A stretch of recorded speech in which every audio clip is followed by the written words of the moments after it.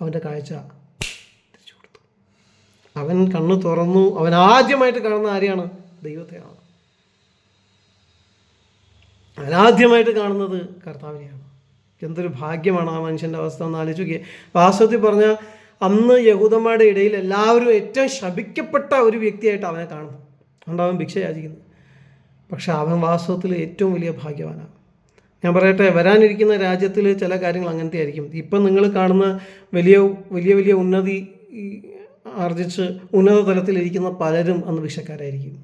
എന്നാൽ ഇന്ന് നിങ്ങൾ വളരെ പാവപ്പെട്ടവരായി കാണുന്ന പലരും അന്ന് കർത്താവിൻ്റെ രാജ്യത്തിൽ രാജാക്കന്മാരായിരിക്കും. കാരണം കർത്താവ് ഹൃദയത്തെയാണ് നോക്കുന്നത്. ഹൃദയശുദ്ധിയുള്ളവർ ഭാഗ്യവാന്മാർ, അവർ ദൈവത്തെ കാണും. ആ ഹൃദയശുദ്ധിയുള്ള ആ മനുഷ്യൻ ദൈവത്തെ അന്ന് കണ്ടു. അവൻ കണ്ടു, അവൻ കർത്താവുമായിട്ട് ബന്ധപ്പെട്ടു. നമുക്കൊക്കെ ഒരു ദർശനം കിട്ടണം. അതിന് വേണ്ടിയിട്ട് പല ഹിന്ദുക്കളും പല സ്ഥലങ്ങളിലും തീർത്ഥാടനത്തിന് പോകുന്നു. ഇത് ദൈവത്തെ ഡയറക്റ്റായിട്ട് ദൈവം വന്നിരിക്കുന്ന അതേ അവസ്ഥയിൽ അവൻ കാണുകയാണ്. കണ്ണ് തുറന്ന്, ആദ്യമായിട്ട് കണ്ണ് തുറന്ന് അവൻ ദൈവത്തെ കാണണം.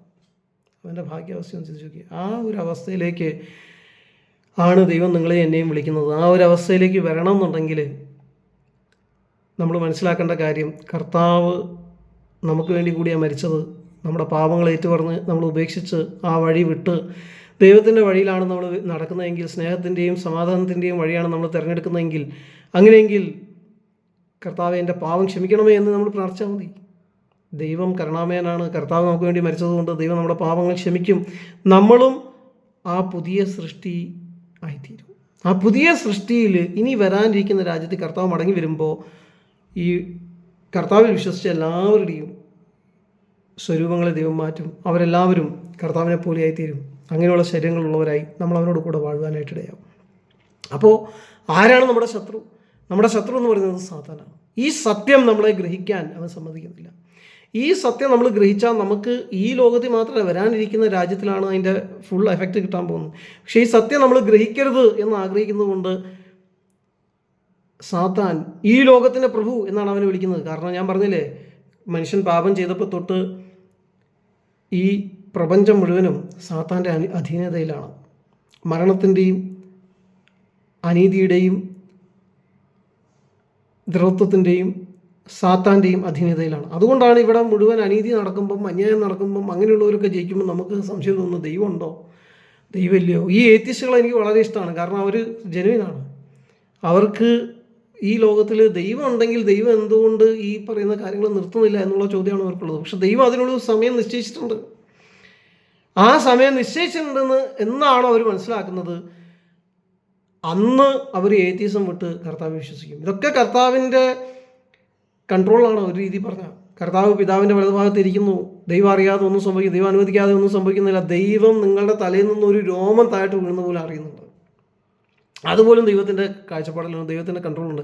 നിങ്ങളോട് ആരൊക്കെ ശത്രുത്വം കാണിക്കുന്നുണ്ട്, ആരൊക്കെ നിങ്ങളെ ഉപദ്രവിക്കുന്നുണ്ട്, പിന്നിൽ നിന്ന് കുത്തുന്നുണ്ട്, ആരൊക്കെ നിങ്ങളെപ്പറ്റി അവാദങ്ങൾ പറഞ്ഞ് പരത്തുന്നുണ്ട്, ഇതൊക്കെ ദൈവത്തിന് അറിയാം. പക്ഷെ ദൈവം ഒന്നും ചെയ്യുന്നില്ല. കാരണം ഇതിനൊക്കെ ശിക്ഷിക്കാൻ വേണ്ടി മാനവരാശിയെ മുഴുവൻ ഒരു ന്യായാസനത്തിൻ്റെ മുമ്പിൽ കൊണ്ടുവന്ന് നിർത്താൻ വേണ്ടി ദൈവം ഒരു സമയം നിശ്ചയിച്ചു കഴിഞ്ഞു. ദൈവം ഒരു വ്യക്തിയെ നിശ്ചയിച്ചു കഴിഞ്ഞു. ആ വ്യക്തിയാണ് കർത്താവായ യേശു ക്രിസ്തു. മനുഷ്യർ പാപിയാണെന്ന് പറഞ്ഞ് ക്രൂശിച്ച് ദൈവം നീതിമാനാണെന്ന് പറഞ്ഞ് ഉയർപ്പിച്ച നമ്മുടെ ജഡ്ജി കർത്താവായ യേശു ക്രിസ്തു, അവൻ പിതാവിൻ്റെ വലതുഭാഗത്തിരുന്ന് നമുക്ക് വേണ്ടി ഇപ്പോഴും പക്ഷപാതം ചെയ്തുകൊണ്ടിരിക്കുകയാണ്. ദൈവമേ, ഈ മകനോട് ക്ഷമിക്കണമേ, ഇവന് ഈ തെറ്റ് സംഭവിച്ചു, ആ തെറ്റ് സംഭവിച്ചു എന്ന് പറഞ്ഞ് നമുക്ക് വേണ്ടി ഇപ്പോഴും പക്ഷപാതം ചെയ്തുകൊണ്ടിരിക്കുന്ന ശ്രേഷ്ഠ മഹാപുരോഹിതൻ. പുരോഹിതൻ്റെ ജോലി എന്താണ്? നമുക്ക് വേണ്ടി പക്ഷപാതം ചെയ്യുക, ദൈവത്തോട് നമുക്ക് ക്ഷമ വാങ്ങിച്ചു തരിക. അതാണ് കർത്താവ് അവിടെ ഇപ്പോൾ ഇരുന്ന് ചെയ്തുകൊണ്ടിരിക്കുന്നത്. പക്ഷേ ആ കർത്താവ് ന്യായാധിപനും കൂടിയാണ്. അവൻ അവസാനത്തേതിൽ വരും. ദൈവം ഒരു ദിവസം നിശ്ചയിച്ച് കഴിഞ്ഞിരിക്കുകയാണ്. ആ ദിവസത്തെക്കുറിച്ച് പിതാവിന് മാത്രമേ അറിയുള്ളൂ. കർത്താവ് യേശു ക്രിസ്തു ആ ദിവസം വെളിപ്പെടുത്തിയില്ല. അതിനു മുൻപ് സംഭവിക്കേണ്ട ചില കാര്യങ്ങളെക്കുറിച്ച് വെളിപ്പെടുത്തി തന്നു. ആ സംഭവിക്കേണ്ട കാര്യങ്ങൾ എന്താണ്? ഒന്നാമത് വിശ്വാസത്യാഗം സംഭവിക്കും. പല ആളുകളും കർത്താവിൽ വിശ്വസിക്കുന്നത് നിർത്തും. വിശ്വാസത്യാഗം എന്ന് പറഞ്ഞാൽ വലിയൊരു സംഭവമാണ്. അതിനെക്കുറിച്ച് എന്തെങ്കിലും ഞാൻ ക്ലാസ് എടുക്കാം. രണ്ടാമത് എതിർ ക്രിസ്തു വരും. എതിർ ക്രിസ്തുവിനെ കുറിച്ച് ഞാൻ നേരത്തെ നിങ്ങൾക്ക് പറഞ്ഞു തന്നിട്ടുണ്ട്. എതിർ ക്രിസ്തു ആരാണ്, എങ്ങനെയാണ്, ഏത് രീതിയിലായിരിക്കും വെളിപ്പെടുക. എതിർ ക്രിസ്തു വെളിപ്പെട്ട ശേഷമായിരിക്കും ഇസ്രായേൽ മക്കൾ മാനസാന്തരപ്പെടും. മൊത്തത്തിൽ ആ രാജ്യത്തിൻ്റെ മെഷിയാണിത്. അല്ലാതെ നിങ്ങളുടെയും എൻ്റെയും മാത്രം ഒരു യേശു എന്ന് പറഞ്ഞ ഒരു ഉണ്ണി യേശു എന്ന് പറഞ്ഞ ആൾക്കാർ വെച്ചുകൊണ്ടിരിക്കുന്ന ആ സംഭവം അല്ലത്. ആ ഇസ്രായേൽ എന്ന് പറയുന്ന രാജ്യത്തിൻ്റെ രാജാവാണ് യേശു. എന്നാണോ ഇസ്രായേൽ കൂട്ടമായിട്ട് മാനസാന്തരപ്പെട്ട് ദൈവമേ നീയാണ് ഞങ്ങളുടെ രാജാവ്, കർത്താവായ യേശുവേ നീയാണ് ഞങ്ങളുടെ മിശിയ എന്ന് വിളിച്ചു പറയുന്നത് എന്നാണോ അവർ മൊത്തത്തിൽ കർത്താവിൻ്റെ മുഖത്തേക്ക് നോക്കുന്നത്, അന്നാ കർത്താവ് വരാൻ പോകും. ഇപ്പോഴും ബെഞ്ചമിൻ നെതന്യാഹു അടക്കമുള്ള ആളുകൾ തയ്യാറായിട്ടില്ല.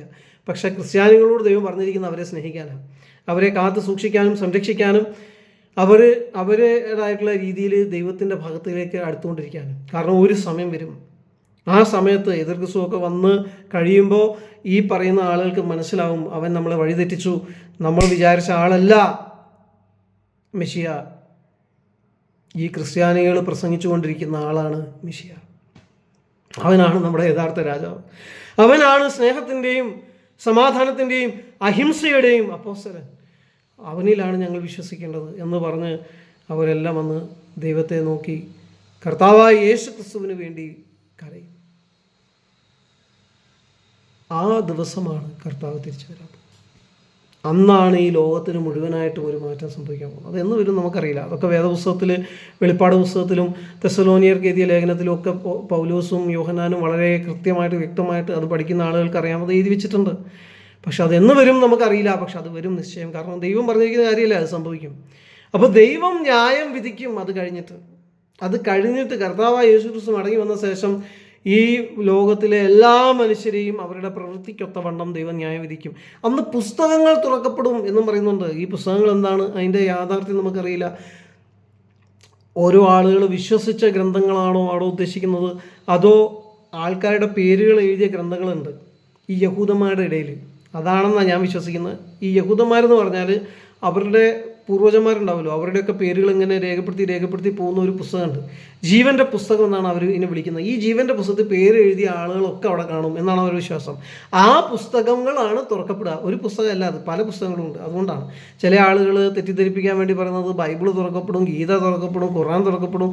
അതൊന്നും തുറക്കപ്പെടാൻ പോകുന്നില്ല. ബൈബിളും ഗീതയും ഖുർആനൊന്നും അല്ല അവിടെ ഉള്ളത്. അവിടെ ഉള്ളത് ഈ പുസ്തകങ്ങൾ ഇവർ പിടിപ്പിച്ച് വെച്ചിരിക്കുന്ന പുസ്തകമുണ്ടല്ലോ, ഇതിൻ്റെ പ്രതി കോപ്പികൾ അവിടെ ഉണ്ടെന്നാണ് ഇവർ വിശ്വസിക്കുന്നത്. അതിനോടുള്ള ബന്ധത്തിലാണ് അത് രേഖപ്പെടുത്തിയിരിക്കുന്നത്.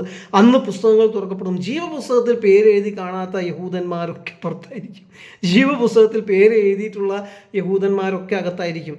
എന്നാൽ ജീവപുസ്തകത്തിൽ നമ്മളും യേശു ക്രിസ്തു മുഖാന്തരം ചേർക്കപ്പെട്ടിരിക്കുന്നു എന്നതാണ് അപ്പോസ്തലനായ പൗലോസിൻ്റെ കൂടെ ഉണ്ടായിരുന്ന അപ്പോസ്തലന്മാർക്കും ദൈവം വെളിപ്പെടുത്തി കൊടുത്തിരിക്കുന്ന മർമ്മം. അങ്ങനെയാണ് ഇസ്രായേൽ അന്യജാതിക്കാർക്കും ഒരു വെളിച്ചമായി തീരുന്നത്.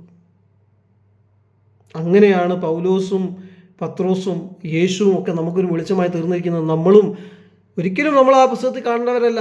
നമുക്കെന്താണോ അബ്രഹാമുമായിട്ട് ബന്ധം, നമുക്കെന്താണ് ദാവീദുമായിട്ട് ബന്ധം, പക്ഷെ നമ്മൾ ആ പുസ്തകത്തിലുണ്ട് യേശു ക്രിസ്തു മുഖാന്തരം. അതാണ് ദൈവത്തിൻ്റെ മഹാദയ, ദൈവത്തിൻ്റെ വലിയ കരുണ എന്ന് പറയുന്നത്. ദൈവത്തിൻ്റെ ആ മഹാദയ നമ്മളോടുള്ള ബന്ധത്തിൽ വെളിപ്പെട്ടിരിക്കുന്നു. കർത്താവായ യേശു ക്രിസ്തുവിൽ കൂടെ നമ്മളും അബ്രഹാമിൻ്റെ അനുഗ്രഹം പ്രാപിച്ചിരിക്കുന്നു. നമുക്കും ഇനി ആ ജീവനുള്ള ദൈവമായിട്ട് ബന്ധപ്പെടാനായിട്ട് സാധിക്കും. അവസാനം വരുമ്പോൾ നമ്മളും കർത്താവിനോട് കൂടെ കാണും. കർത്താവ് പറഞ്ഞില്ലേ, അബ്രഹാമും ഇസ്ഹാക്കും യാക്കോബിനോട് കൂടെ അന്ന് അത്താഴത്തിനിരിക്കുന്നവരിൽ പല അന്യജാതിക്കാരുടെ രാജാക്കന്മാർ കാണും, പല അന്യജാതിക്കാരുടെ വലിയ വലിയ പ്രമുഖന്മാരായിരിക്കുന്ന ആൾക്കാർ കാണും. പക്ഷേ ഇസ്രായേലിലെ തന്നെ ആളുകൾ പലരും കാണില്ല. ഈ ബെഗറും കാണും, ഈ ഭർത്തിമായി. പക്ഷേ ഇസ്രായേലിലെ തന്നെ പ്രമുഖന്മാരായിരിക്കുന്ന പലരും കാണും. അവർ കരുണ കാണിക്കാത്തവർ, സ്നേഹിക്കാത്തവർ, ദയയില്ലാത്തവർ, അങ്ങനെയുള്ള പലരും അന്ന് കാണില്ല. കർത്താവ്. അപ്പോൾ കർത്താവുമായിട്ട് നമുക്ക് ബന്ധമുണ്ടെങ്കിൽ നമ്മളെങ്ങനെയാണ് ജീവിക്കേണ്ടത്? നമ്മൾ ദൈവത്തെ സ്നേഹിക്കണം, മറ്റുള്ളവരെ സ്നേഹിക്കണം, നമ്മൾ മറ്റുള്ളവരെ സേവിക്കുകയും ശുശ്രൂഷിക്കുകയും സഹായിക്കുകയും അനുഗ്രഹിക്കുകയും ക്ഷമിക്കുകയും ചെയ്യുന്നവരായിരിക്കണം.